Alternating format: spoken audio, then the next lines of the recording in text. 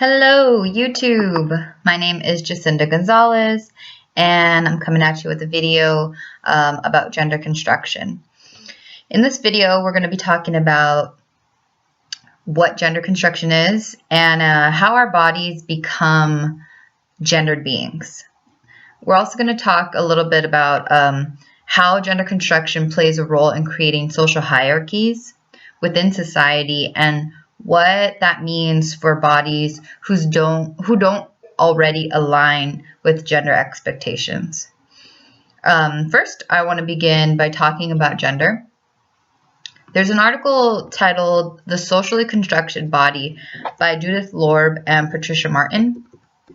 In this article, the authors describe gender as being partially determined by physiological development, by environmental factors such as nutrition and access to food, but they also assert that beyond physiology, culture and social factors heavily construct gender and what it means to be male or female. When we talk about social factors that construct gender, we're talking about the attitudes, the values, and beliefs pertaining to what society considers a masculine body or a feminine body. For example, within our Western society, our culture believes a man is someone who is physically tough, who has a body that is noticeably manly, right? Men have muscular builds, they have facial hair, they don't cry, and we hear that in society. Boys don't cry. They're smart and powerful. They provide food for their family, and because they have a family, right? Because they are straight heterosexual men, they like sports, violent entertainment, and they fit nicely into one side of the gender spectrum. Now, on the other side, our society has social scripts for what defines a woman. A woman is feminine. She's dainty, has a small physique, okay? She has preferably large breasts, a small waist, a nice butt. Women are supposed to be beautiful beings.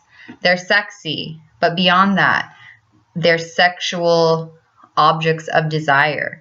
Right? Women are expected to portray themselves as these sexual objects. They wear makeup, they wear revealing, tight-fitting clothing. They're emotional creatures, opposed to men who are not. They tend to the men in their lives. They're there to serve them. So we're told they're mothers because their bodies were intended to make babies, right? Women are straight heterosexual beings who fit neatly into the opposite side of the gender spectrum. Looking into that, it's like these aren't my beliefs, but they're the popular belief. They're the cultural and social beliefs. They're the scripts that we're supposed to conform to, and in turn, these scripts create gendered bodies.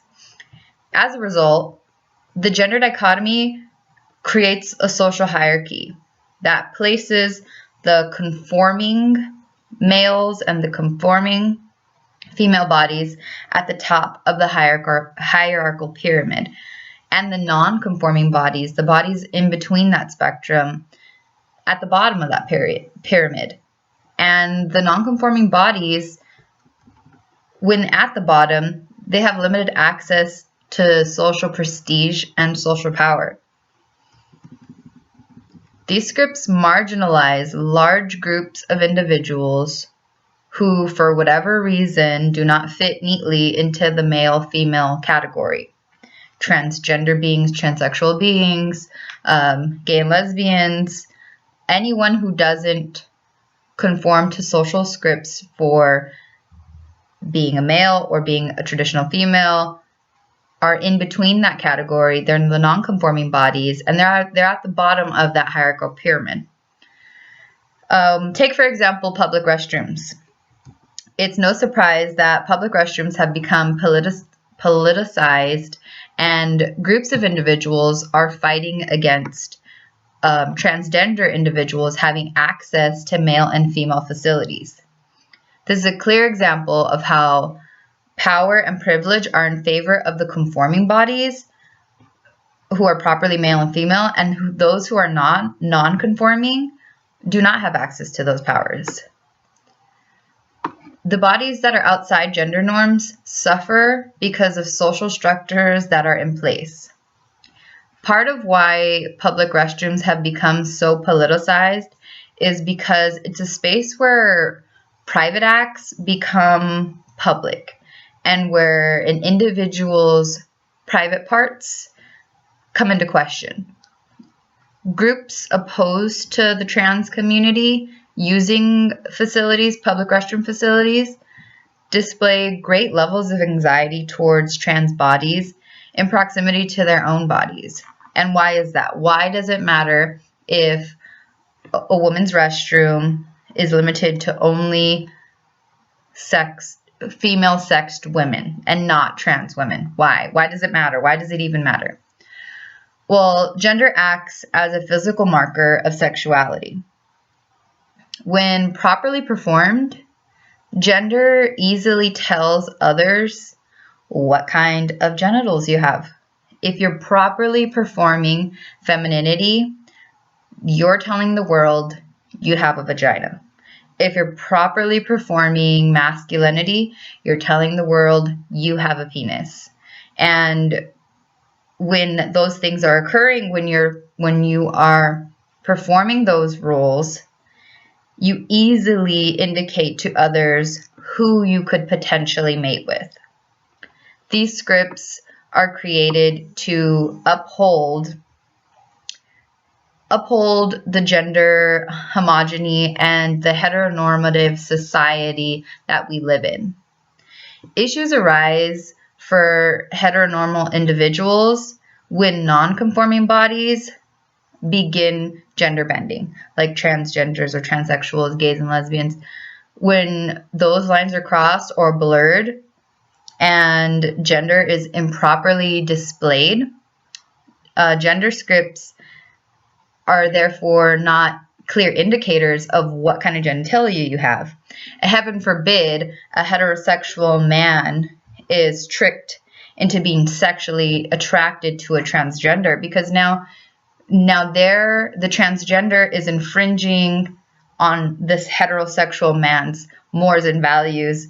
And how dare they, right? How dare we cross those bounds, blur those lines, and threaten a heterosexual man's sexuality. Like many other social constructs, gender is a tool to create social hierarchy.